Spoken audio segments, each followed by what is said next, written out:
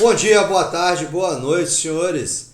Estamos de volta aí dentro de Fundamentos da Administração para falar agora de uma teoria que ela é um pouco compreendida diferentemente do que a sua característica original, que é a burocracia, ou seja, a teoria burocrática da administração. Antes de mais nada, se inscreva no canal e dê o seu joinha para que disseminemos aí os estudos da administração, beleza?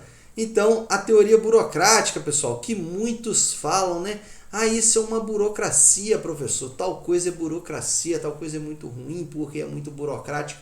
Será? Será que a burocracia é tão ruim aí? Me explique um pouco o que significa esse labirinto aí e esse caminho. Será que eu posso fazer esse caminho para chegar do outro lado? E aí, pessoal? É muito mais fácil, né? Professor, eu não preciso de passar dentro do labirinto. É soldar o caminho por fora que eu consigo chegar ao meu destino. Porém, pessoal, por que eu coloquei essa figura para vocês aí?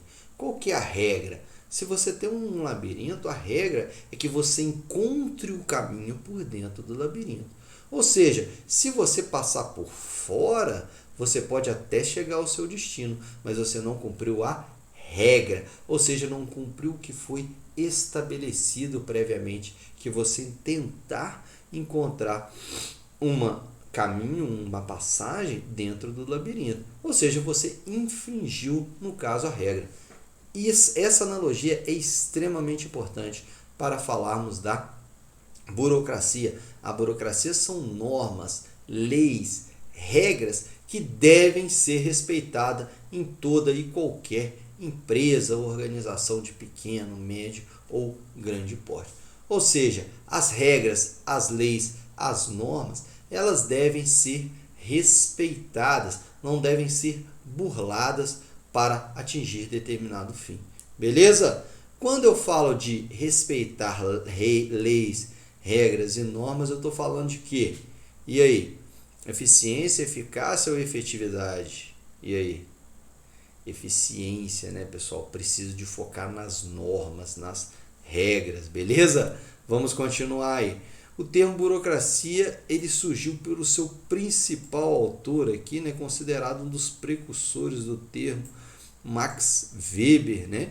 Ele percebeu a necessidade de criar normas e tarefas.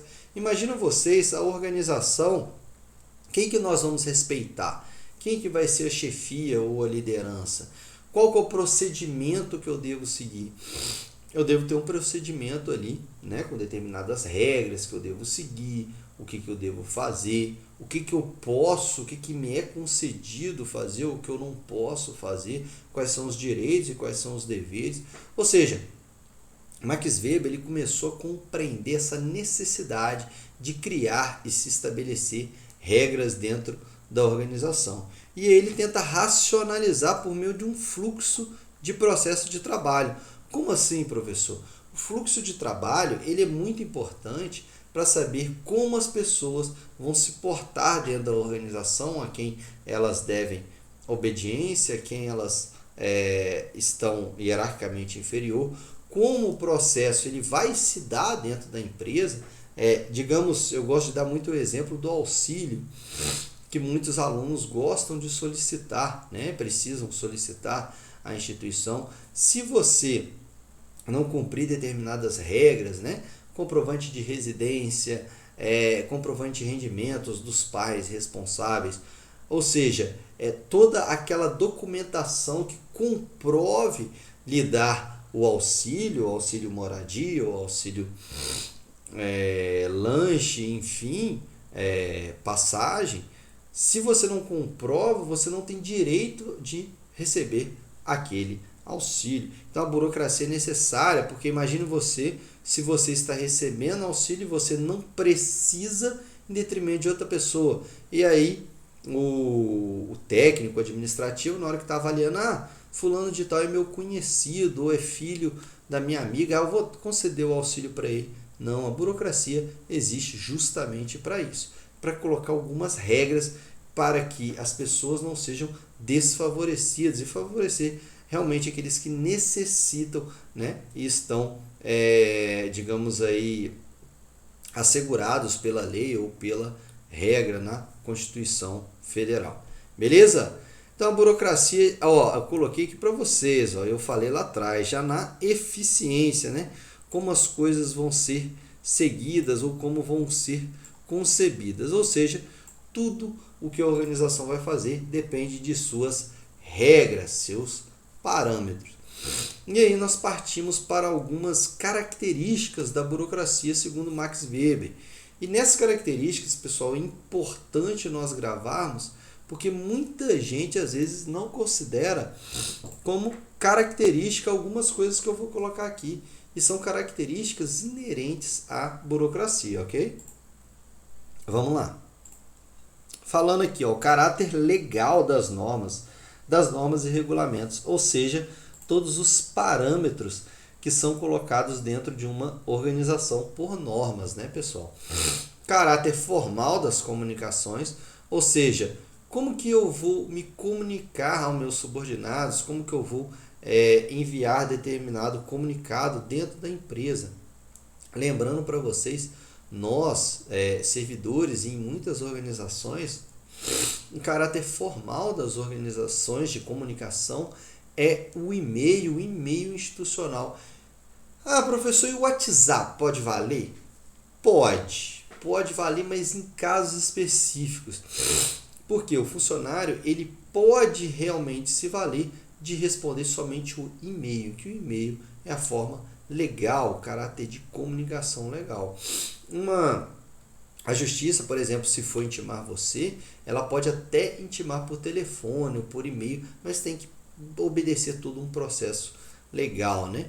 Caráter racional da divisão de trabalho, ou seja, como o trabalho vai ser dividido. Aqui eu gostaria de focar, que é uma das principais características da burocracia, a impessoalidade nas relações. Professor, o que significa essa impessoalidade?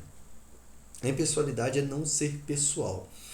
Quando você faz um concurso para entrar, um processo seletivo para entrar no Instituto Federal, para entrar num cargo de servidor público, para entrar em qualquer instituição, esse processo seletivo, esse concurso público, ele tem que ser totalmente impessoal, ou seja, isento de pessoalidade. Ele não pode, porque você conhece alguém lá dentro, você conhece o diretor ou o gerente da empresa, ele não pode ser um processo indicativo, ele tem que ser impessoal. Lembrando, eu estou falando mais de serviço público ou alguma instituição que você vá entrar aí que tenha um caráter público, tá, pessoal? Então, essa impessoalidade ela tem que ser muito bem tratada. Não é você chegar lá na prefeitura só porque o seu pai, o seu tio, você é amigo do prefeito que você tem que ter privilégios, não. A prefeitura tem que tratar todos igualmente, ou seja, ser impessoal nas relações aí. Beleza? Continuando. A hierarquização da autoridade, ou seja, você tem uma hierarquia e você deve respeitar essa hierarquia de trabalho, não deve sobrepor de maneira nenhuma a sua hierarquia. Rotinas e procedimentos são estandardizados. O que significa isso, professor? Vem de standard, ou seja, padrão. Todos os procedimentos devem ser padronizados. Ah, professor, eu cheguei lá para pedir determinado documento, me solicitaram não sei quantos documentos a mais só para eu conseguir aquele documento. Isso não é legal, porque o meu colega foi lá e na instituição pública e conseguiu de uma hora para outra, ou seja, então não tem um padrão. Quando nós falamos de burocracia, deve haver um padrão. O padrão é a norma que deve ser seguida por todos, beleza? Competência técnica e meritocracia. Como assim, professor? Aqui é o mérito. Aqui não é porque você conhece alguém, né? Porque as suas relações são próximas com alguém que você vai conseguir. É um mérito. Você teve o mérito, você conseguiu. Não teve, não conseguiu. Como é que funciona esse mérito em provas de concurso? Ah, professor, então entra o melhor. Entra aquele talvez que estudou mais, aquele que sei lá, leu vários livros, aquele que sabe mais livros. Não. Entra quem pontua mais. O mérito do concurso público entra quem pontua mais e ponto. Então, por isso, tem-se uma regra que não seja pessoal. Né? Imagina se nesse concurso tem a entrevista como última etapa. E aí na entrevista, às vezes, quem está selecionando, olha, eu conheço fulano de tal, então coloca fulano de tal lá com pontuação muito maior para entrar dentro da organização, ou seja, né, cortar a entrevista aí desse processo de mérito. A especialização da administração e profissionalização dos participantes. Aqui, pessoal, é muito interessante porque fala da administração enquanto profissionais. Como assim, professor? Os administradores, os servidores de uma instituição pública, eles devem prezar muito pelo lado profissional. Eu gosto de falar, de dar o meu exemplo para vocês. Eu estou aqui enquanto profissional, professor. Né? Lógico, se eu for amigo dos alunos, né, se eu conseguir ter uma interação melhor, beleza, legal. Mas o que me compete é ser profissional enquanto professor. Beleza? Continuando aí, ó. Há uma característica muito importante da burocracia que eu tenho é a previsibilidade. Eu já coloco aqui para vocês. A previsibilidade no funcionamento da administração, ou seja, tudo é muito previsível. Por quê, professor? Porque já está padronizado, já tem uma norma de como deve ser feito. Ou seja, é só eu seguir a regra que eu já sei como será o resultado. Ah, professor, eu sigo a regra e só daqui uma semana que eu vou ter determinado papel ou que vai ser concedido, né, a minha licença, digamos assim, se você precisa. Sim, é porque existem normas a serem seguidas, é só daqui uma semana e pronto. Então, quando você tem aqui, ó, vou marcar para vocês, ó, umas consequências previstas dentro da organização, você tem uma previsibilidade. Quando eu falo de previsibilidade, eu tenho, previsibilidade, né? Eu tenho uma maior eficiência da organização.